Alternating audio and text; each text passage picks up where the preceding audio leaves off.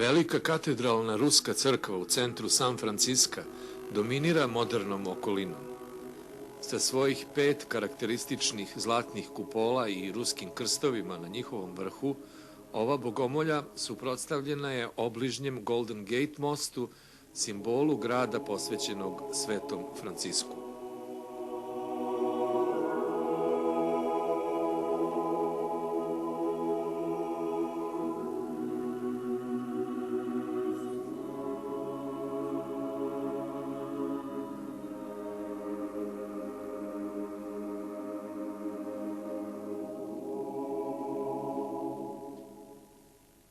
Podignuta je početkom 60. godina prošlog veka novcem ruskih emigranata parohijalne ruske zagranične crkve u Americi, ali još više voljom i molitvama jednog monaha srpskog porekla, danas poznatog kao Sveti Jovan Čudotvorac posljednjih vremena ili Sveti Jovan Šangajski i San Franciskanski.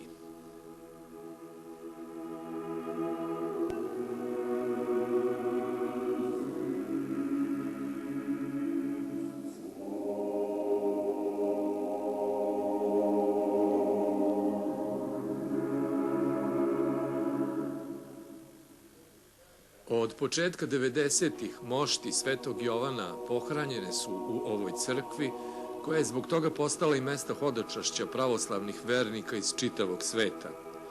Većina njih ipak ne zna da je nekoliko ulica dalje od ove crkve kuća u kojoj je živeo sada Sveti Jovan, tada Vladika Jovan, i da u toj istoj kući, u malenoj podrumskoj kapeli, u jednostavnom sanduku su bile sakrivene njegove netruležne mošti punih 27 godina, sve do 1993. godine, tada je dobijena dozvola američkih vlasti da zakonito budu smeštene u sarkofagu u ovoj velikoj crkvi.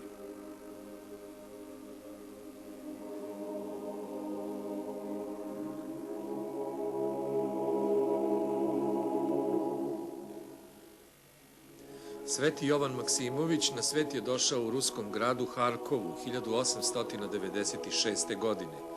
Njegov direktni predak, njegov pradeda je Sveti Jovan Tobolski Maksimović, a čitava porodica Maksimovića je poreklom iz Srbije. Iselila se pod zulumom Turaka u jednoj od srpskih seoba u Rusiju, koje su neprevaziđano opisane u besmrtnom romanu Miloša Crnjanskog. Ali Maksimovići, za razliku od ostalih srpskih porodica u Rusiji, vremenom nisu prilagodili i porusili svoje prezime, već su ostali Maksimovići onako kako su se i zvali u Srbiji. Sledeći viteške tradicije svoje porodice, Jovan je prvo završio najvišu rusku vojnu akademiju, carsku kadetsku školu.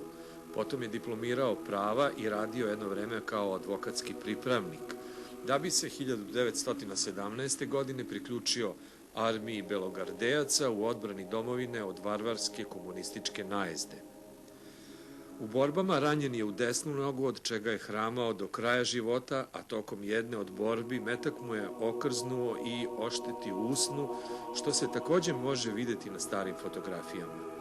Sa majkom i sestrom prebegao je u Jugoslaviju kralja Aleksandra Karađorđevića. Živeli su svi troje u skromnoj sobi u Beogradu. Izdržavao ih je Jovan, radeći svakakve poslove, između ostalog i kao ulični prodavac novina. Brzo je privatno diplomirao sa odličnom ocenom na Beogradskom teološkom fakultetu i potom dobio posao kao profesor u jednoj od beogradskih gimnazija.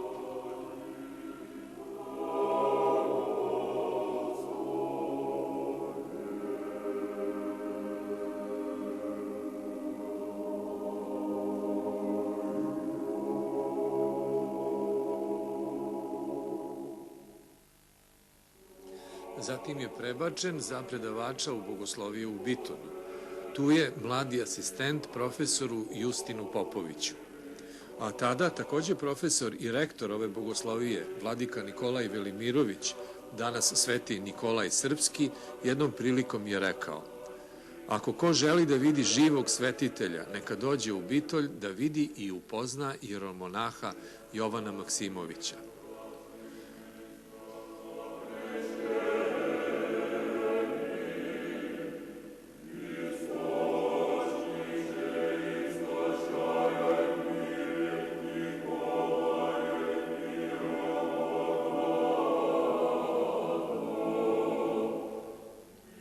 Hieromonah Jovan Maksimović je član zagranične ruske crkve i odlukom svog arhijereja Antonija, koji je tada stolovao u srpskom manastiru Miljkovo, odlazi u Šangaj. Tu treba da bude paroh sve većem broju Rusa koji od komunizma iz Rusije beže u Kinu. Tada već vladika Jovan Maksimović osniva veliko sirotište i živi sa decom kao u jednoj velikoj skladnoj porodici. Kada epidemija komunizma zahvata Kinu, vladika Jovan Maksimović beži sa čitavim sirotištem na Filipinska ostrva.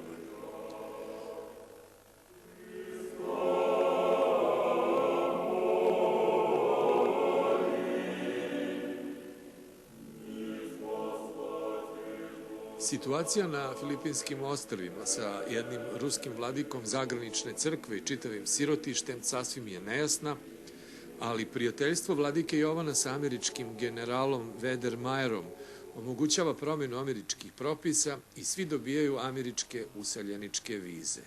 Tako vladika Jovan Maksimović, naravno sa njegovih 50-ak dece iz sirotišta, stiže u San Francisco.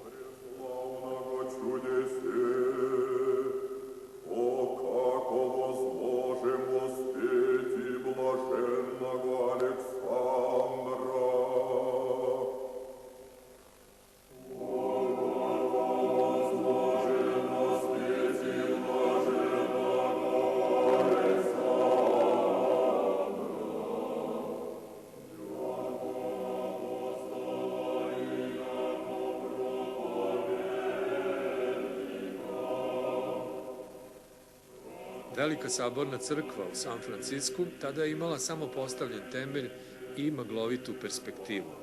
Dolaskom vladike Jovana Maksimovića u San Francisco sve se menja. Parohijani uspevaju da prvo kupe malenu kućicu u blizini crkve, gde se smeštaju Jovan i deca iz sirotišta, a zatim prilozi za izgradnju crkve ponovo počinju brzo da stižu. Konačno je crkva završena, vladika Jovan je sve poznatiji, gradonačelnik San Franciska proglašava ga počasnim građaninom. Jovan Maksimović predstavio se 2. jula 1966. godine, a 1993. godine Ruska zagranična crkva i zvanično ga je kanonizovala kao sveca. U međuvremenu njegove mošti su počivale u ovoj kući u običnom sanduku.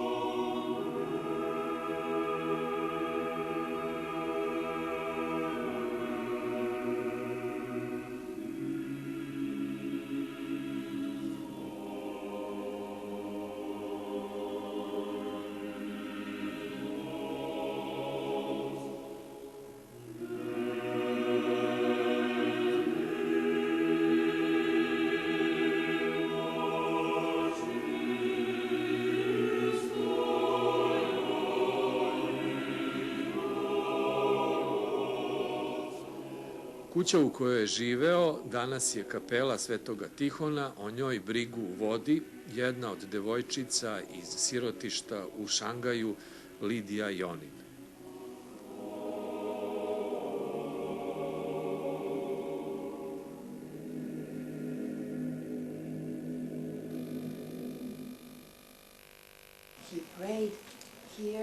Ovde se on molio. Pozvao me u 6 ujutro da se molimo zajedno. Voleo je da bude bos dok se molio. Ali ako bi se pojavio neko nepoznat, obuvao je sandale. A kada smo bili sami, on se molio, pevao, bio bos. Tog jutra kada je sve bilo gotovo, izašao je na ulicu jer je bio stigao vladika Nektarije da ga vozi u Sijetl. A onda se on iznenada vratio i promenio ikonu koja je trebalo da bude postavljena na oltar za sutra i otišao od nas sa osmesima i blagosiljajući nas. Ja i gospođa Marija, koja ga je hranila i bila glavni vaspitač deci u sirotištu, mi smo videle da je on stavio pogrešnu ikonu. Pomislile smo da je umoran i da je zato pogrešio. A on je stavio ikone koje se postavljaju za parastos. Znao je da će sutra umreti. Bile smo vrlo tužne, ali znamo da je za njega bolje da je sada tamo. Vi znate da su neki ljudi bili vrlo loši prema njemu, ali on je voleo svakoga. Nikada nikome nije govorio obucite dugačke pantalone ili stavite maramu na glavu kako današnji sveštenici rade. On tako nije nikada radio. Bio je dobar. Kada je umro, ja sam bila u gradiću na severu koji se zove Russian River i ptice, golubovi, tamo su plakali 3 noći za redom. Noću, ne po danu. A ovde, on je imao svog goluba, Gulu. Daću vam knjigu o Guli.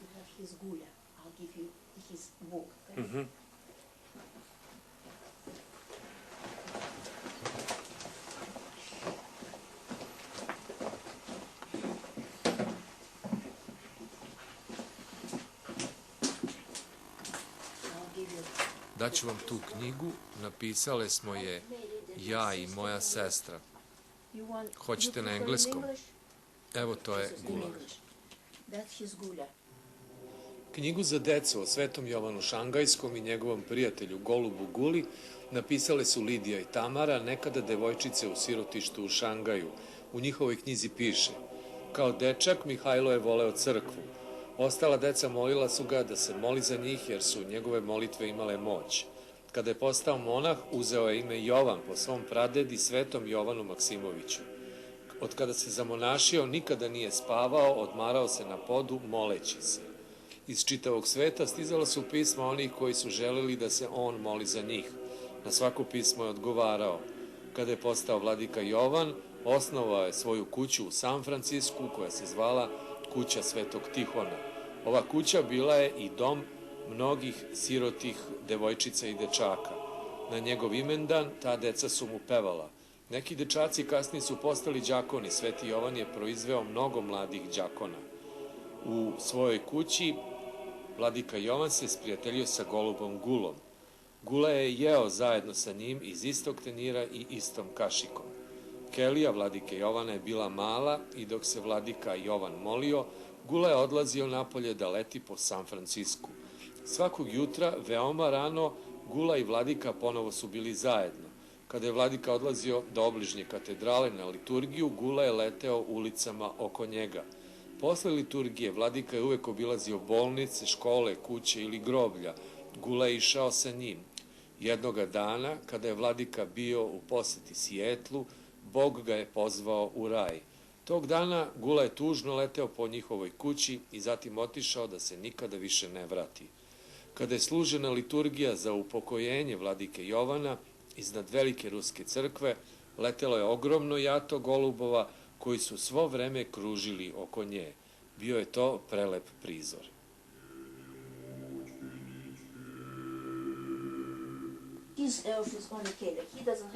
Ovde je on boravio, ali ništa nije zvao njegovim. Ovde je obično sedeo, baš ovde, jeo. Gula je bio pored njega. Kada je umro, golub Gula je trčao u njegovu sobu i plakao. Ovo sve je tada bilo drveno. Mi smo posle stavili staklo. Ljudi kada dolaze bolje da vide. To je knjiga o Guli. Ja ću vam je pokloniti. Ovo je njegova soba.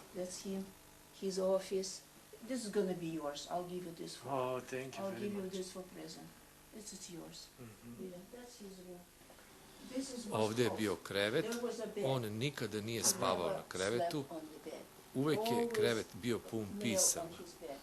On je spavao na podu, moleći se, evo, tačno ovde. Kažu da ga niko nikad nije video da spava. Ne. Naprimjer, kada su bili ispiti u školi, deca bi pomislila da je zaspao i pričala svašta, odmah bi primetio i opominjao ih. Go there and they think they'll sleep. When they make a mistake, you say, oh, no, he will do this way, And Bio je sometimes, ponekad umoran. because his eyes Ljudi bi were ponekad sedeli po čitavu noć na stepenicama čekajući ga. Jeo je samo jednom dnevno, oko 12 sati. Donosili smo mu hranu oko ponoći, samo jednom dnevno. food, he'll eat. And then again, people had meeting with him. 12 o'clock, midnight or noon? 12 at midnight, Midnight, okay. just once. Odmah posle jela je nastavljao da prima ljude i da razgovara sa njima. He loves children. Ali najviše je voleo decu.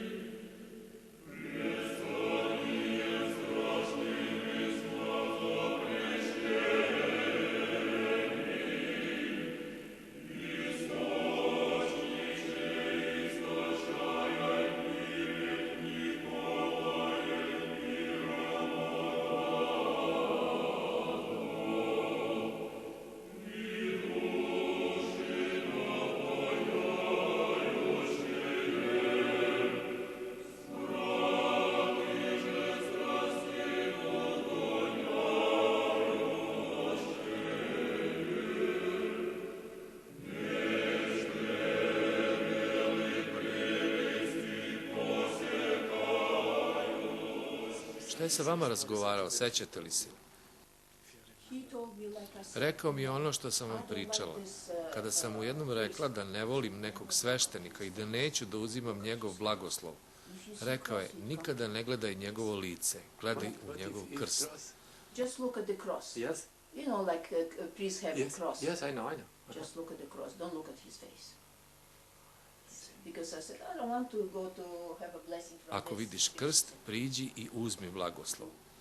Samo gledaj u krst, ne gledaj njegovo lice i uzmi blagoslov. What was he saying? Šta je govorio u onim teškim danima kada su ga neki ljudi izveli na sud jer je navodno pokrao pare za gradnju hrama? It's devil. It's not them. And you know what? Govorio je da je to đavo, to nisu oni, to nisu ti ljudi. You know, sudija, Yes, court. court, all these people. I kasnije, svi ti ljudi su se razboleli, a on ih je posjećivao, molili su ga da im oprosti.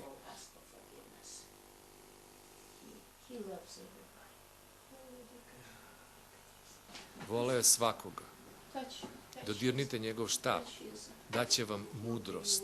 On voli i vas, on voli svakoga. Loves everybody. People, even Catholic, Katolici, protestanti dolazili su svi ovde da ga vide nasmejanog, da ih on blagoslovi. Takav je bio. smile. They just want to see him, to have his blessings. That's what they want.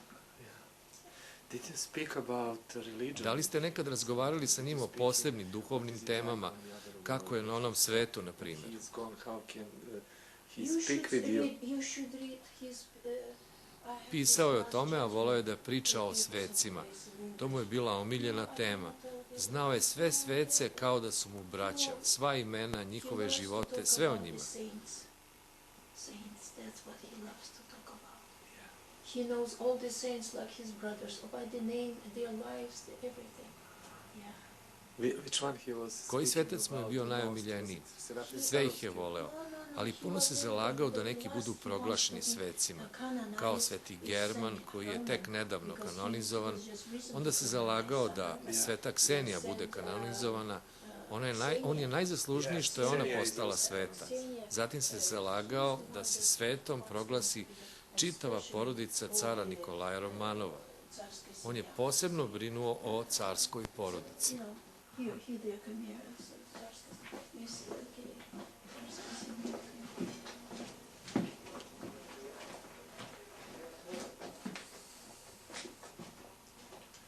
Especially about them, you know, the last Tsar and their family. He was especially worried that he wants them To be canonized. Yes, yes. And this is his great grandfather. Saint John Yeah. of A, Tobolsk. ovo je njegov pradeda, Saint John of svetac, Tobolsk. Sveti Jovan His Tobolski. great-grandfather. Isto Same prezime, last name, Maksimović. And I his- njegov život je bio his prelep. life Voleo je decu, pomagao je siročićima. loves children, poor children. And this is my friend. She made for him when he was first. Moja prijateljica je ovo napravila za našeg vladiku kada je proglašen za vladiku. Ovo je napravila Aleksandra. So it's Saint John's Saint John's. That's his. for Vladika. That's Yeah. his this icon of Mother God. Everything here. Here, yes. Do you remember Da li se if he sećate if he was da je ever ikada pominjao mentioned Beograd, Belgrade, Srbiju? Serbia? O, da, on je voleo Beograd. Belgrade, yeah. Između Ruske katedrale i kuće u kojoj je živeo Sveti Jovan Šangajski, tačno na uglu Turske ulice nalazi se Srpska crkva u San Francisku. U nju je Sveti Jovan takođe redovno dolazio. Međutim, danas u kući Svetog Jovana, u kapeli Svetog Tihona, pored mnogih ikona i fotografija, hiljade sličica i uspomena nalaze se u ovoj memorijalnoj kapeli, primetio sam da nigde nema ni jedne jedine ikone srpskog sveca, čak ni ikone njegovog učitelja i prijatelja Svetog Nikolaja Velimirovića. Zbog čega je tako danas, ljubazna domaćica nije umela da mi objasni. Možda zato što naši ljudi ovde veoma retko ili nikada ne svraćaju.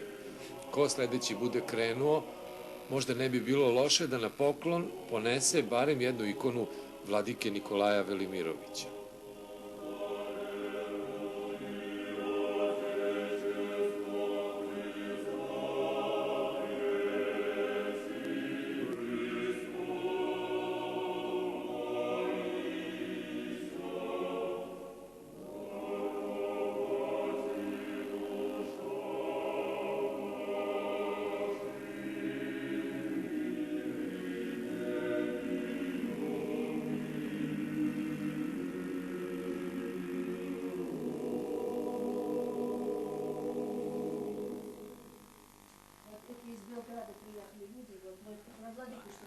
Ovi ljudi su iz Beograda, interesuju se za vladiku. Ona je takođe bila sa mnom u tom sirotištu. Reci im, šta ti pamtiš o vladici? Oh, her husband used to be, how to say, prislužnik. Njen muž je bio vladikin đakon. Yes. Moj muž je bio njegov lični sekretar od svoje 16. godine. Yes. He was since he was 16 years old until we left China. Ja sam takođe devojčica tog sirotišta od svoje 6. godine pa do svoje 20. godine. Главное, им надо, they want to Vladika, he was so good. He was unusual person. On je bio sasvim neobična osoba. On je bio svetac. Bili smo prema njemu, kako da kažem, kao prema ocu.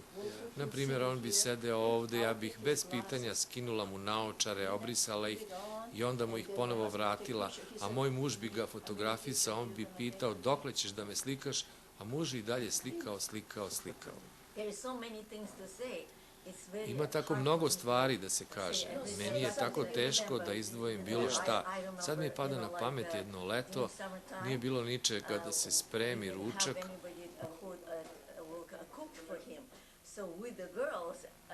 Mi devojčice iz sirotišta pravile smo ručak. Ja sam pravila nešto od krompira, a kada bi mu servirala jelo, tražio je da svi sednemo i da jedemo zajedno sa njim.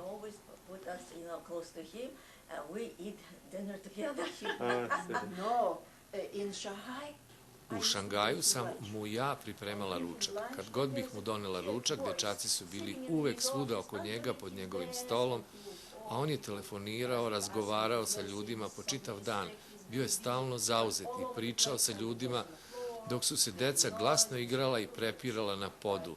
I nikada nije rekao tiše deco. I ja sam čekala da pojede svoje jelo. On je zaista bio neverovatna osoba. Nikada nisam srela nekoga ko je bio tako dobar nowadays, i bez prekida je pomagao svoj deci, a naročito siromašnoj. Ponekad bi pronašao ponekog dečaka samog na ulici i doveo ga u naše sirotište. Russian, nothing.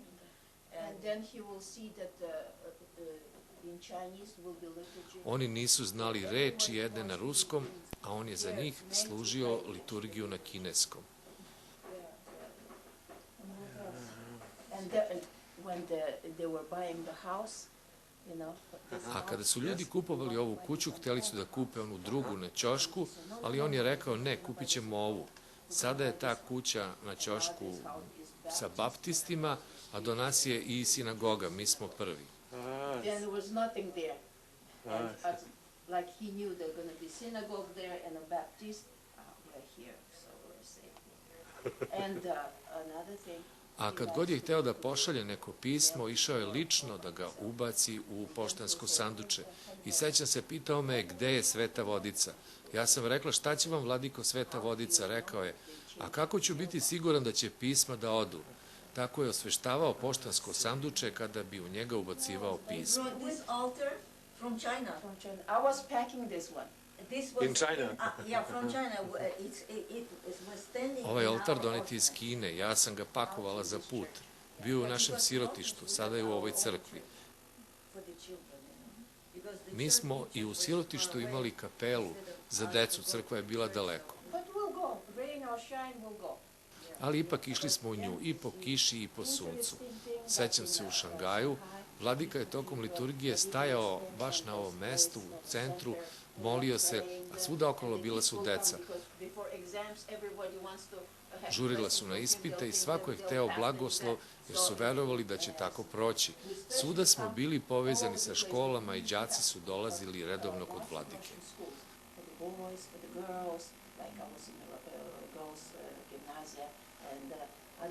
They all come, Vladikas have blessing the exam. Where did you come from? From Belgrade. Odakle ste vi? Iz Beograda? Belgrade, Srbija. yes. Ah. Vladika used to Would live you in like Belgrade. to go downstairs and have a cup of tea? Ja iskazala after. Hoćete čaj? Hvala, sad radim. Znate, da li je vladika studirao u Beogradu? Vladika lived in Belgrade. Yes. Kako da ne? Mi znamo sve o vladiki. Oh, yeah, we know everything about you. Oh, good. We know everything about you.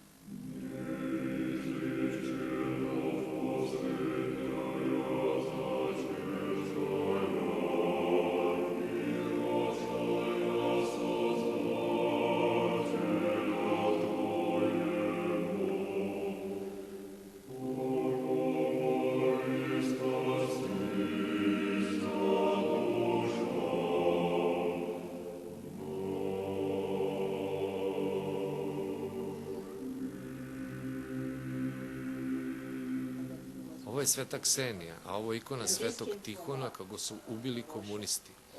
A prošle nedelje jedna gospođa iz Rusije donela čestice njegovih moštiju. His moshi and Vladik Tihon. Mitropolit Tihon, the one that behind. Yes, can you tell us something more about Šta nam možete još reći o other ikonama icons if they are koje je lično connected postavio to vladika St. John? Jovan? If he put something. He would, yeah, he will put, but now it's after him, of course, people... Prošlo je dosta vremena, mi sve održavamo da bude uredno i čisto. Ova ikona je čudotvorna ikona, doneli smo je iz Kine, iz našeg sirotišta. It's from orphanage. From orphanage, this one. We used to go and when... Tokom rata u Kini nije bilo hrane, molili smo se pred njom i neko bi došao na vrata sirotišta i doneo nam hranu i jeli smo. And this is icona calls it mlijekopitajući. You see mother... Ovo je ikona zvana Bogorodica mlekopitateljnica. Ona hrani svojim mlekom Isusa. Taj ram okolo nje sam ja napravila. This icon is from China too. I ova ikona iz Kine, ovo je Sveti Tihon. Crkva nam se zvala Svetog Tihona. Icon, Saint Tikhon. That's the church called it Saint Tikhon. Yeah, that's the name of the church. Can you show us which one is you? Pokažite nam koja devojčica ste vi. This is me. Ovo sam ja. This is my Ovo je moja girlfriend. drugarica, sada živi u Oklandu. Zajedno smo bile preko 60 godina.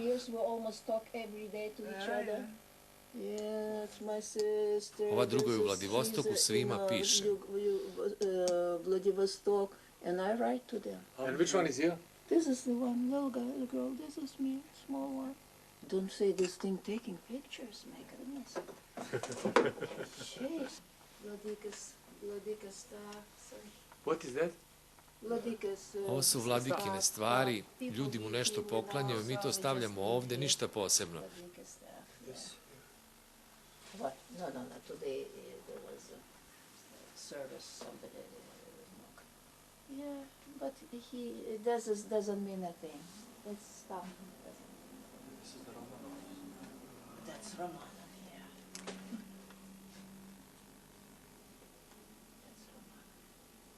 And that boy, he's named Nikolai Romanov.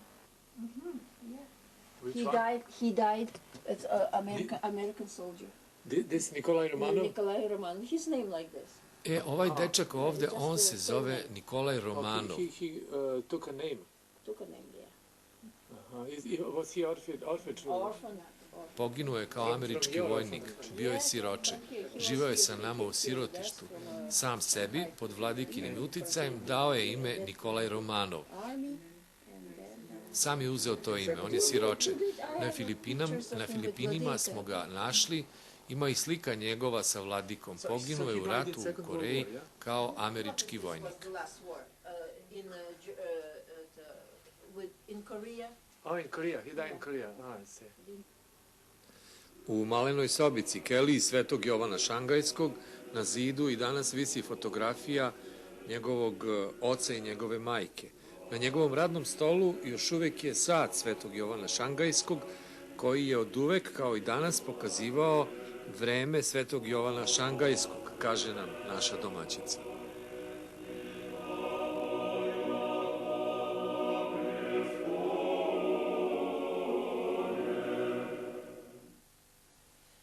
Njegovo vreme je posebno vreme. On nikada nije menjao vreme. Ja sam mu rekla, ovde imamo kalifornijsko vreme, rekao mi je, ja živim po svom vremenu. I evo, to je njegovo vreme. Koliko je sada sati u Kaliforniji? Tačno je podne. Šta je u stvari njegovo vreme? Kinesko ili rusko? Ne znam, to je njegovo vreme.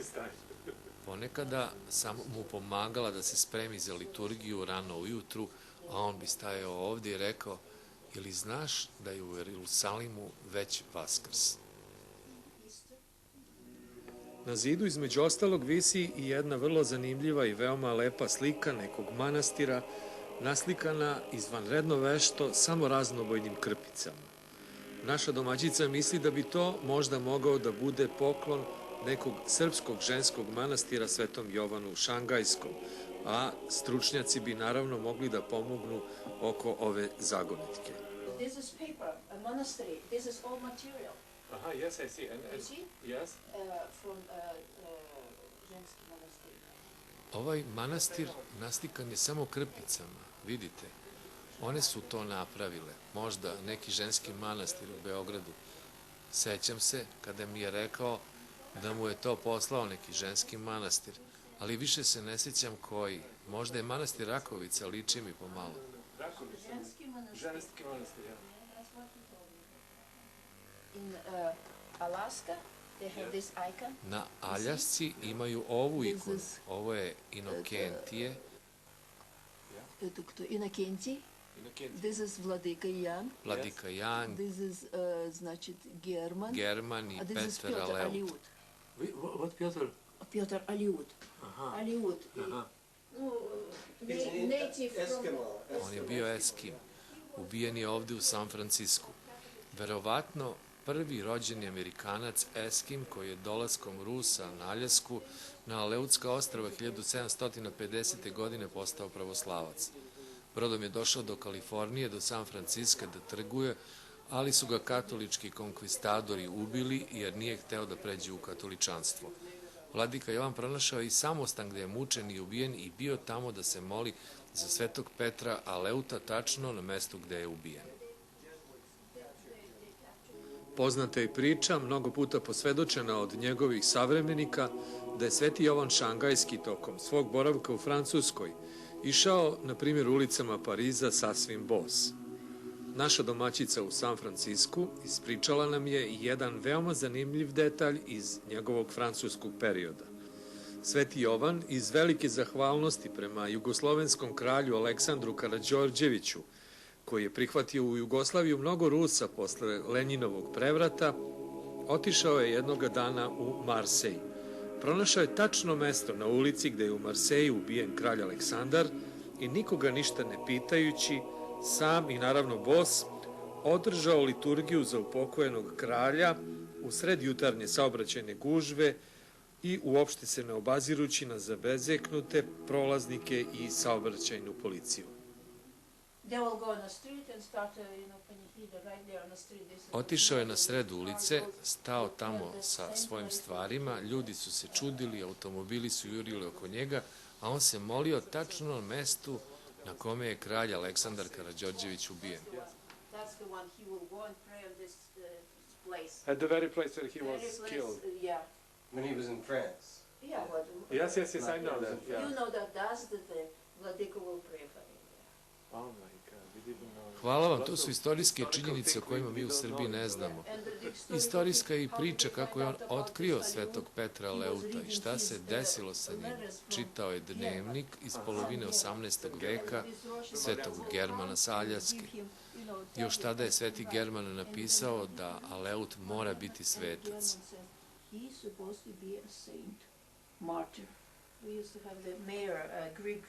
Gradonačelnik San Franciska, Grk George Christopher, poklonio je vladiki ovaj ključ grada San Franciska kao počasnom građaninu. Ljudi ovde dolaze da se pomole, a ja sam ponekad išla sa njim kada je obilazio bolnice.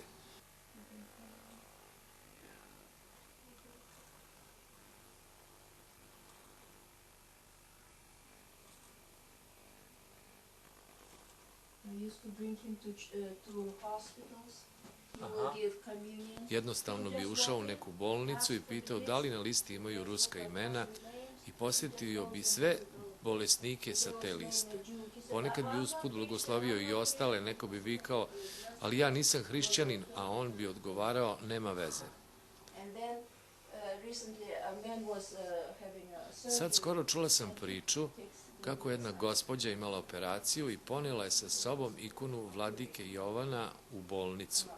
Posle operacije, dok se oporavljala, posetila ju je jedna od sestara koja je bila na operaciji i kada je videla na stočiću ikonu vladike Jovana, začuđena je rekla, dok smo vas operisali, čovek sa ove slike stajao je tačno pored vas. Zamislite.